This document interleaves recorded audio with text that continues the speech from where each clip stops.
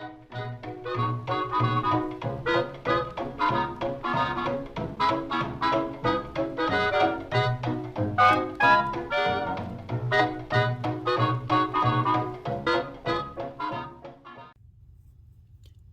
y'all, it's Vintage Vinny, and welcome to another one of my videos. In this video, we are going to be looking at one of the 3 scrapbooks that I bought that feature old Hollywood stars. And if you all remember, a while back, I went shopping at Old Glory with Amy from the chats, and she sent me a picture of these prior to me purchasing them, and we looked at them in store, and I just could not leave them there. So I bought them, and I showed you all a little bit of what was in each of them in one of the videos that I did. There's just so much to look at. The video would have been probably a good hour long. So what I decided to do is I shared just a couple of pages from each of the books and asked you all, do you want me to do videos specifically looking at each one of the books? And you all said yes. So that's what we are going to be doing today. This is in place of what I would normally be doing is a live sale. If you all have watched some of my more recent videos, I did mention that I will not be doing live sales as to try to get caught up on eBay. So, you know, if you all know or don't know, I would like to make this my full-time income at one point. It's just getting to a point where I'm comfortable enough and I'm able to list things as quickly as I acquire. Right now, to keep a long story short, I acquire faster than I can list, the stuff piles up, and then I buy more, and it just becomes more of an overwhelming mess. So I'm trying to get my priorities in order, and trying to list as much as I possibly can so it's out of this room, so I have a clean slate, and I can breathe and not have a bunch of chaos surrounding me. So anyway, let's go ahead and jump right into this book, shall we? So when we first open it up, we have a really great image of Janet Leigh, mother of Kelly Curtis and Jamie Lee Curtis, former wife of Tony Curtis. She was an absolutely stunning beauty. And yeah, it's a great photo of her. I can definitely see Jamie Lee, even with a mix of her dad. Like, she looks just like them, at least to me, she does. Now, if we turn the page here, we've got a picture of John Derek. Is that the dad of Bo Derek? I don't remember. Some Hollywood families I'm not up to par with, but that's John Derek. And then over here, we have a picture of Gordon Mcrae. Didn't Debbie Reynolds do... She did some movie... Was it The Daughter of Rosie O'Grady? It was with June Haver and Gordon Mcrae. It was one of the Rosie O'Grady films. I can't remember. But it, like I said, I wasn't even from this era. Just the name kind of rings a bell. If we flip the page again, we've got Alan Ladd here. And we've also got the tough-talking native of Brooklyn, Susan Hayward. She was a beauty up until the end, too. Wow. They just don't make stars like this anymore, and they never will. Nowadays, it just has to be a bunch of trashy, skanky, Barbie dolls walking around. It's not classy, well-dressed human beings. Now, granted, Hollywood has had its problems all throughout the years. Some things we laugh about nowadays, but there's always been problems with every era of Hollywood. Like, there's just no way to deny that. Anyway, if we turn the page again, we've got Bing Crosby. And we've also got my favorite Swedish actress, Ingrid Bergman. And this is probably a photo of her in maybe the mid to late 50s. I really like the Christmas imagery in the background of her. And I just thought that that was a really good picture.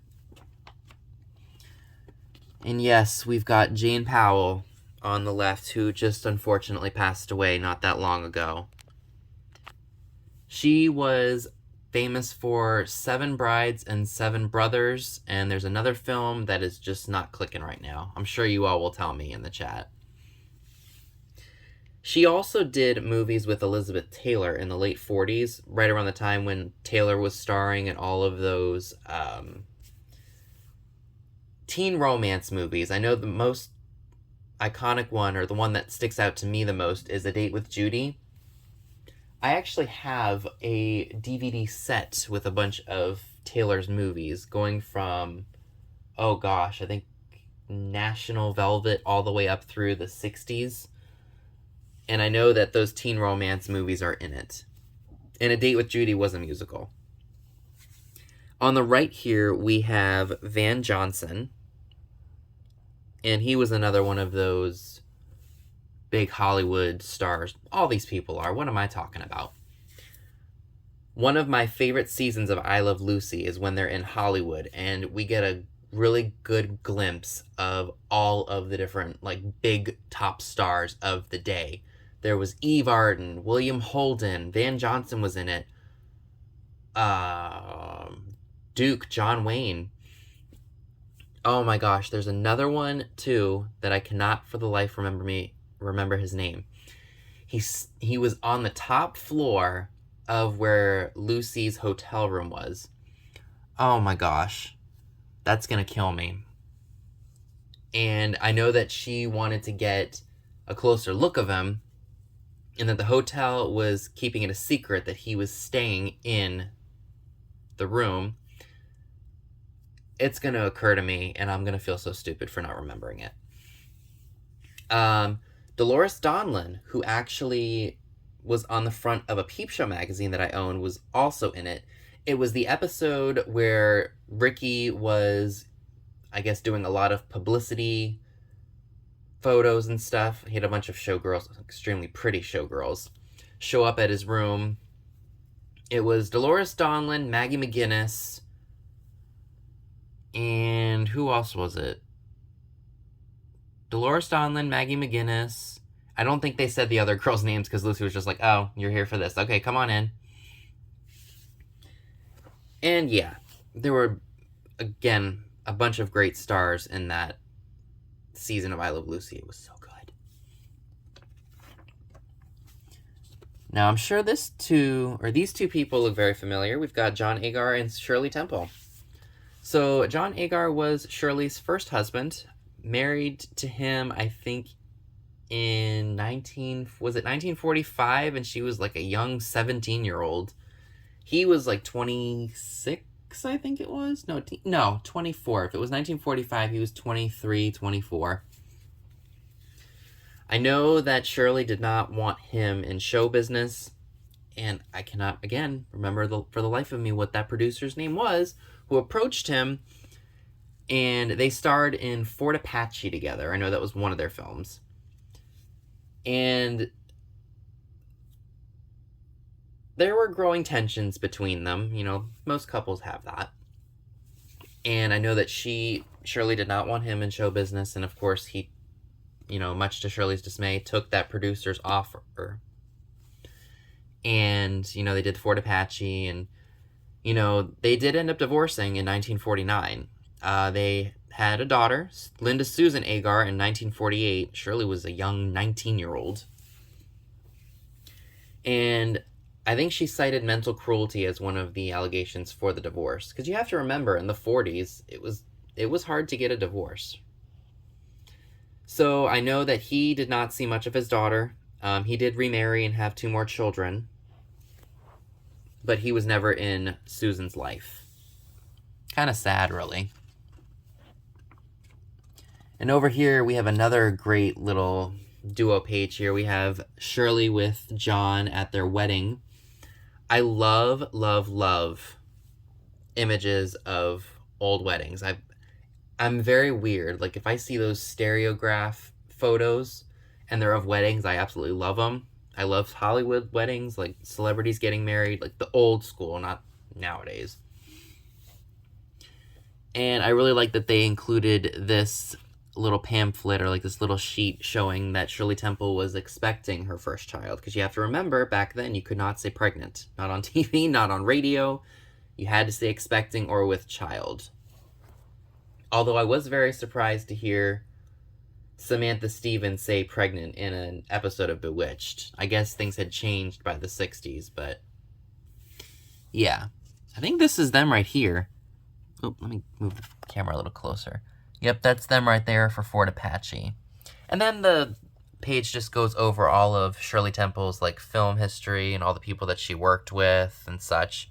Because you have to remember, during the Depression, Shirley Temple really not only helped that film studio from, filing for bankruptcy, but she brought a lot of joy to people. And she just was an excellent performer. And all of her movies are still, very much sought after to this day. All right, next 2 pages. Oh, that's not it. We have another great image. Again, like what I was just talking about, we've got Shirley Temple, John Agar, and daughter Susan. I love these photos of Hollywood couples like that. I just think it is so fantastic. And over here on the left, we've got a picture of Ann Baxter. Again, these are just timeless beauties that we're just never going to see again. Now, granted, there are beauties in every era. But as time has gone on, I feel like we've become a lot more plastic. Now, don't get me wrong, there were cosmetic surgeries done on stars even back then. Because you have to remember, studio moguls, when they were looking for the perfect person to fit the acting career, they wanted them perfect. So, much to the dismay of the actor or actress, if somebody said, oh, your nose is a little messed up, go get it done. So, Marilyn Monroe is the perfect example of that. She had a nose job done. I think they just shaved off a little bit during her acting career. And a bunch of other things followed suit. But, Montgomery Clift is another good example. It was during the filming of Raintree County, so about 1955, 1956. I think he got groggy after leaving a party, and he mixed barbiturates and wine, which is, of course, not a good thing to do. And he got into a car wreck. His face became shattered. And you'll see a huge difference from, him in, before the accident and after the accident. If you watch any of the movies he's been in, like A Place in the Sun is a very famous movie that he and Liz Taylor did, versus Suddenly Last Summer with Katharine Hepburn, you'll notice a big difference in the face. Like they had to completely reconstruct his face with plastic surgery. It was crazy. But yes. And then we have Robert Taylor, who was also, quote unquote, featured in I Love Lucy. And he, they said, remember Ethel coming up saying that she had seen Robert Taylor laying down at the pool. But he did a movie with Elizabeth Taylor. I can't remember. It was when she was over in England. Again, a lot of this stuff is just, I'm drawing a blank. I'm sure you all will be able to tell me in the chats what I'm talking about. And then over here, we have Jean Crane, another top-of-the-line beauty, in my opinion. Oh my God, I forgot about this. We've got Miss Linda Darnell, or Monetta Darnell. Look at her. Again, we're not going to see another beauty like that. Absolutely stunning. And over here, we have Howard Keel. That's him really young, because I know he did the movie, oh gosh, what was it? Showboat with Ava Gardner and Arlene Dahl. I think it was Showboat. It wasn't Love Boat, it was Showboat. And I think he passed away not that long ago, too. I think it hasn't been that long, or it doesn't feel like it. We've got Kathy O'Donnell, whom I've never heard of before. And then we've got, that's Tyrone Power. We've got Tyrone. He did I know he did a movie with Linda Darnell. What is it called? It's Blood and Sand, and Rita Hayworth was in it too, wasn't she? That's a movie I haven't seen. I do want to see it, though. So Kathy O'Donnell, you guys might have to let me know who that is. She's beautiful. I hadn't heard of that name before. Tyrone Power died really young. Wasn't he only like 44 or something? It was like 1958. He had a heart attack, I think. Correct me if I'm wrong. Oh, we've got a blank page. Oh no, there's more. We got another picture of Van. He looks like he was starring in some like Western, or like he was a farm boy or something. And we've got Diana Lynn, whom I've never heard of before. Again, you all can let me know who that is. But yeah, another beautiful lady. And we've got another lovely image of Jane Powell, whom, again, just passed not that long ago. Oh boy, who is this? I'm looking at the Pavia Raymond. I could be saying that completely wrong, but the way that she's angled, like the way she's posing, she kind of reminds me of Maureen O'Hara a little bit. But even still, classic beauty. Over here, we've got Mario Lanza, and we've got Miss June Haver. People just dressed so much better back then. Now, don't get me wrong. I like that I can go out of the house and go to Walmart in my PJs if I want to. But I also miss the days where, you couldn't go out looking like you just rolled out of bed. Or looking like you just woke up from a hangover. But I do like the casual dress of today. I like that you don't really have to go out and look, like this, like $1,000,000. But it still would be nice to kind of go back to that, where, it was inappropriate to leave the house without, looking all dolled up or just looking like you were presentable. Oh, yes. We've got the mermaid herself, Miss Esther Williams. Isn't that just a great picture of her? And over here we've got, he was a French pantomimist? Marceau? I'm sure I'm not saying that correctly. It's written in cursive. But that is definitely a very interesting picture. We've got, it looks like the cast of Mama. We've got Judson Lair. We've got Peggy Wood, Ruth Gates, and Malcolm Keane. I'm not exactly sure who that is or what that's portraying. It's probably a show. But, again, it's just not ringing a bell. And over here, I think this is supposed to be... Oh, this is Jack Webb. And he made a switch from TV to movies. He's in Warner's exciting movie Dragnet. That's a good picture of him. I like that. My Little Margie. So this is for... The Four Aces, Stars of the Month, The Four Aces. Maybe this is just like a combination of different things. And this is... Oh boy.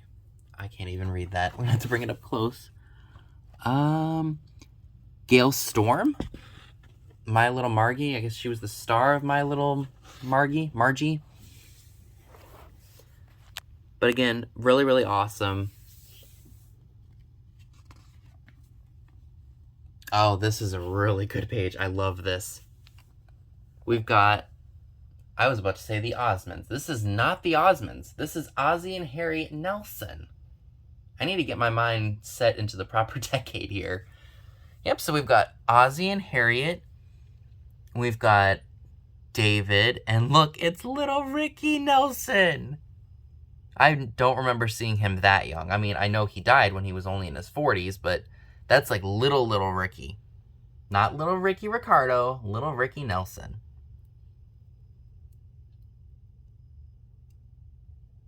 Isn't that great? I love it.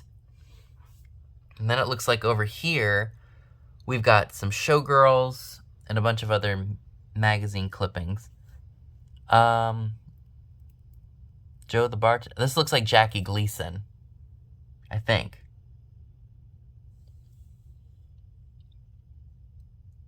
Yep, Jackie Gleason. So isn't that just awesome?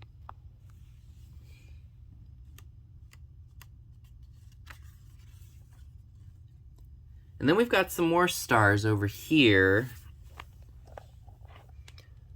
Let's see who this is. Jimmy Durante. Okay, so we've got Jimmy Durante, and it looks like 2 showgirls. And over here, we've got Janet Davis, who was Arthur Godfrey's songstress. Oops. And then we've got Frank Parker. I'm sorry. And we've got something Marlowe. Marvin Marlowe?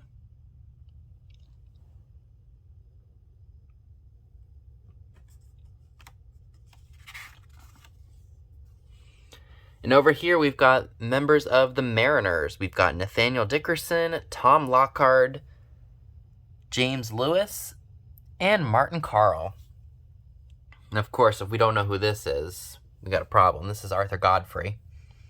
And we've also got Jeanette Davis. I guess he was, or she was his partner in their show. Because I know they did a TV show, and did they do radio too? I can't remember.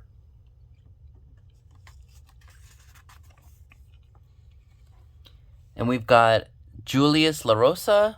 Again, that name doesn't ring a bell to me. And over here, we've got Leanne Summers. Again, that's not a name that rings a bell to me. I'm sure many of you all remember who this is, but it's just not clicking with me. And over here, oh boy, we've got Robert Sterling and Anne Jeffries. And over here, we have Joan Davis, dressed like a flapper. Do you all remember the I Love Lucy episode where they were portraying the 20s and Lucy and Ethel came out dressed as flappers? That had to have been like maybe the 2nd or 3rd season of the show. I'm still stuck at the part where they're getting ready to go to Europe. Granted, I've seen the whole show, but I just haven't wanted to change over. So we are nearing the end of book number 1. We've got just a couple more pages. So over here we've got Joan Caulfield and Barry Nelson. Barry Nelson? Maybe that was who it was, not D. Nelson, it was B. Nelson. Barry Nelson. It's a great picture of them. And over here we've got Ray Milan and Phyllis Avery. I'm sure I'm not reading the cursive properly, but yes. And the last page, we've got Jean Crane. And again, these are some great pictures. I absolutely love these scrapbooks. So everyone, that concludes book number 1. I hope you all enjoyed it. Make sure you all tune in to Pamela Blanchard's sale at 8 o'clock p.m. Eastern, and Trisha from Sandy and Otto, who also has a sale at 10 o'clock p.m. Eastern. Both offer great items, and I hope you all will go on over there, show them some love, thumbs up their video, as well as purchase some things from them and hit their subscribe button too, so you don't miss anything. Thank you all so much, and I will see you all soon. So that's all I have for you today. Be sure and give this video a big thumbs up, leave a comment below, subscribe if you haven't already. Be sure and click the bell next to the subscribe button if you'd like to get notified when new videos are uploaded. Be sure and check me out on Instagram. The link to it is down below as well, where you will see pictures of items to come in future haul videos. Thanks so much for watching, and I'll see you all soon. Bye guys!